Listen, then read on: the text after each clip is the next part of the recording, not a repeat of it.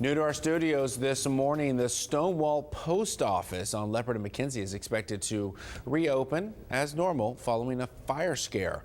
Firefighters were called out to the post office just after 1:30 for reports of smoke.